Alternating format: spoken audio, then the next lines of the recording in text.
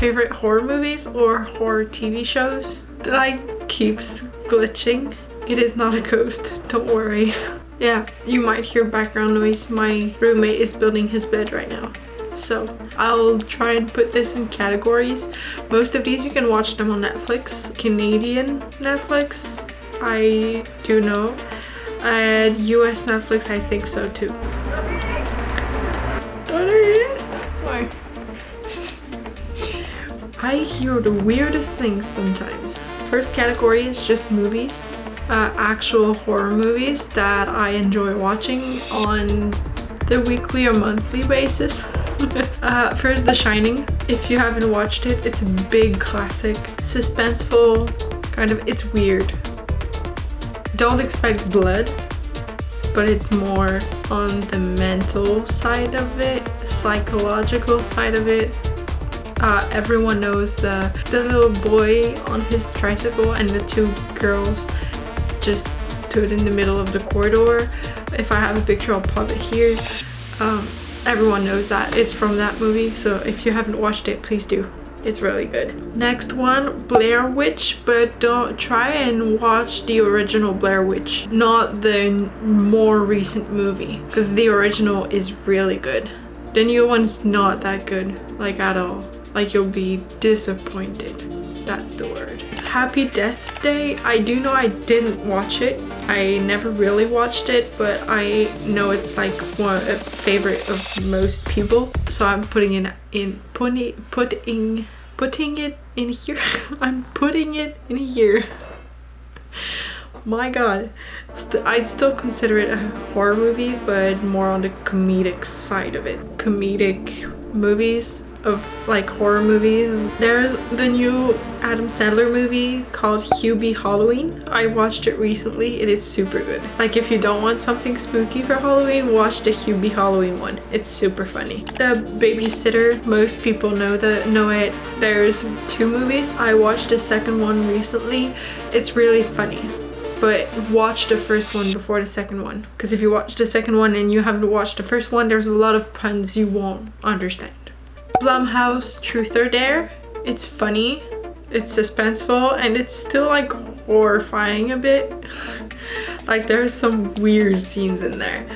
But yeah, the Blumhouse Truth or Dare, I watched it again recently, and it's like super interesting. Like, the end, I did not expect it at all.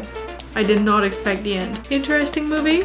Blumhouse Truth or Dare, if you want to watch that. For the last category, horror movie series, starting with The Haunting of Hill House, probably my favorite series.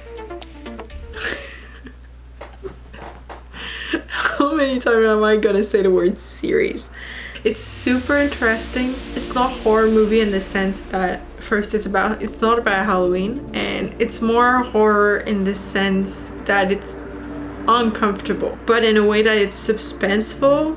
And please don't judge the series if you only watched the first 1 or 2 episodes. Like, really dive in and watch at least half of it before you make up your mind about it. Once you've reached like the end and you watched the whole thing, it's so amazing how the series is constructed. Same a bit with Bly House. They're 2 original Netflix series. They kind of have the same vibe, kind of have the same like idea of story. I haven't watched the Bly House one till the end right now. I'm at episode 4 or 5, I think. Yeah, the same kind of images and ambiance, if you want. It's really like physically uncomfortable for the viewer, but at the same time you want to watch more. Who doesn't know about the It movies? But I know the second one flopped a bit more, but if you want to rewatch them, go ahead. If you haven't seen them, please watch them. Again, it's weird. That's one word I use. It's just weird. Underworld, it's a series of 5 films, more on the suspenseful side, but with like a dark ambiance. So I'm including it in horror because for some people it would be considered horror, but it's more on the like dark side with creatures and vampires, which I really like. The only one I didn't see is the last one. I never saw the last Underworld, but I watched the 4 other ones, and it's really good. It's actually amazing. And lastly, I put Resident Evil, that I know a lot of people like. There's guns in there and it's really gore, but I haven't watched them yet. I know there's a couple movies for the Resident Evil.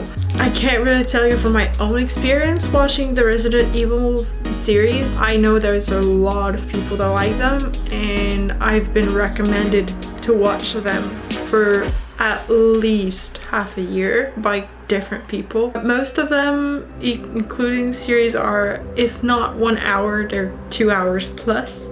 So they're long movies and long series, but they're super interesting. So if you want to make like a marathon of some of them, or you want to like interchange and do a week marathon of horror movies and horror series, you can.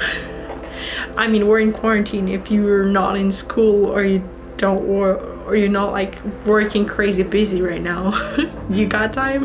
I hope you enjoyed. If you did, don't forget to give this a like, subscribe down below if you haven't. That's about it. Oh, my social medias are down below if you need them. So have a good day or good night, wherever you are. I love you, and I'll see you next Tuesday.